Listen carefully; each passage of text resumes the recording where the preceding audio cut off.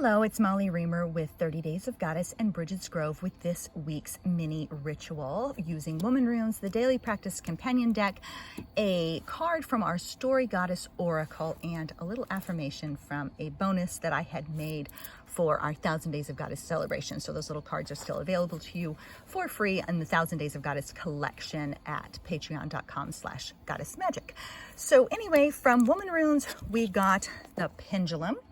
And this rune I find is one that often stumps people a little bit. It gives people a little bit of challenge and a little bit of pause to consider. For me, I really look at, so I actually felt like this was a really good rune to pick for this week. We spoke last week of hope and despair, and there is tremendous challenges going on in the world right now, as well as personally in people's personal lives as well. It's not just the world stage, but things are unfolding on a personal level as well. And the Pendulum, I feel like, is an encouraging rune as a wider message for us all, because it is a rune of change. It is a rune of patterns.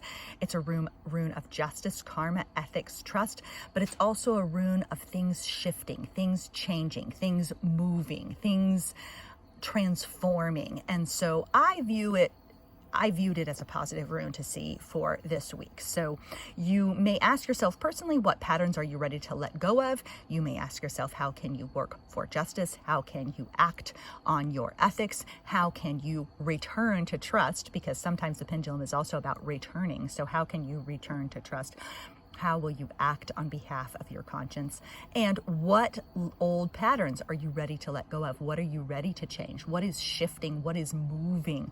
What is changing for you? So that is a lot from the pendulum for today. And then from our daily practice deck, the word is wisdom. We had this relatively recently, and I think the same still holds true. May we listen to the wisdom all around us, the wisdom of our own bodies, the wisdom in our landscapes, the wisdom in our hearts, the wisdom to let go and change old patterns. But may we listen to the wisdom all around us. And may we take a step back from all that shouts at us, all that clamors at us for attention. May we take a step back to listen, to sink down, to step into our own wisdom, to reorient ourselves, to reorient ourselves and reattune our own ears to the wisdom in our own lives, instead of everything that shouts at us for attention. I find that if we settle back into center, if we call our spirits back, if we reattune our ears, if we listen to our own inner wisdom, then we have more strength to draw upon to pay attention to the right things and to use our attention well and wisely, instead of being fragmented in a lot of different directions. So may we have the wisdom to choose. May we have the wisdom to focus. May we have the wisdom to recenter and then pay attention to that which matters most.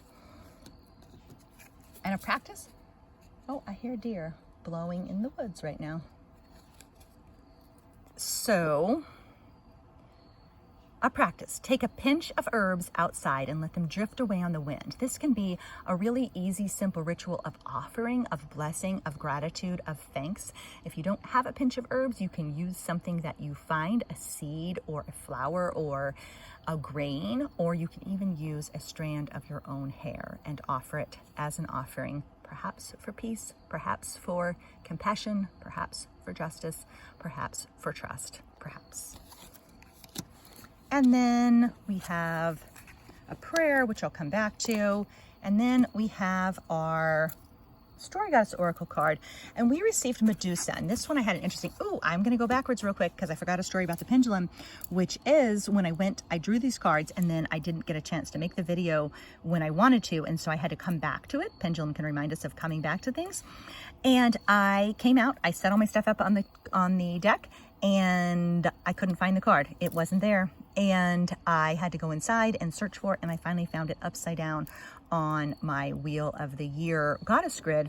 And so that made me think of, sometimes it can be hard to see our patterns. Sometimes things can shift and change and we can lose sight of what we need to know, what wisdom is looking for us.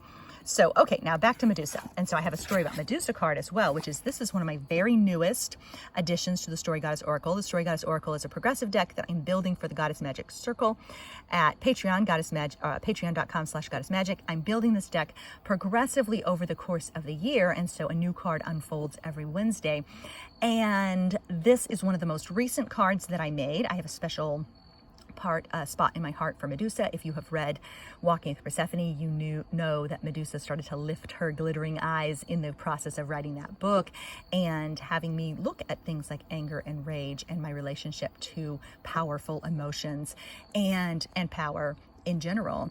And I just made this card, and I went to draw my cards for our ritual, and she was on top, and I thought I should just pick her because she's new and that would be fun. And then I thought, no, I need to shuffle them up and pick the right one. So I shuffled them up and I drew one at random, and guess who it was? It was Medusa. So she really did want to be here with us this week after all. So her poem is this: listen, I shed, and it actually connects really well with the pendulum and the change. Listen, I shed layers, shift forms, name and claim my feelings. My body is a site of original resistance and of sacred pleasure. My mind is a site of original curiosity. My life a journey of sacred discovery. My feet are set upon a path of sacred understanding. My heart is a site of sacred liberation. My rage is a rite of sacred renewal. So Medusa can be a very complicated goddess. Sometimes she's reduced to not being a goddess at all, but just a monster. I recommend that any story about women's power that portrays women's power as monstrous is a story in which something deeper is hidden. And so I do strongly recommend the Girl God Books anthology about Medusa for a deeper look at Medusa's story and everything that she represents and everything that she holds. There's a lot to her. So thinking about those things, what is your own relationship with anger? What is your own relationship with rage? What is your own relationship with power? What might it be like? What are you shedding? How are you shifting? What feelings do you need to name and claim? And what path of sacred understanding are your feet set upon? And how might tapping into your anger and the full depth of your feelings, not just anger, but anything, tapping into the full depth of your feelings, how might that help you on your path of sacred understanding, on your path into wisdom and growth and renewal and all kinds of things? And then a affirmation to carry with you as you move through this week: I am open to enchantment. I am open to enchantment. And then to close with our prayer from the original deck. Oh, this is a good one.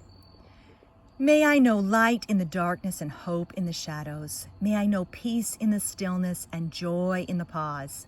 May I be renewed, restored, replenished, and refreshed.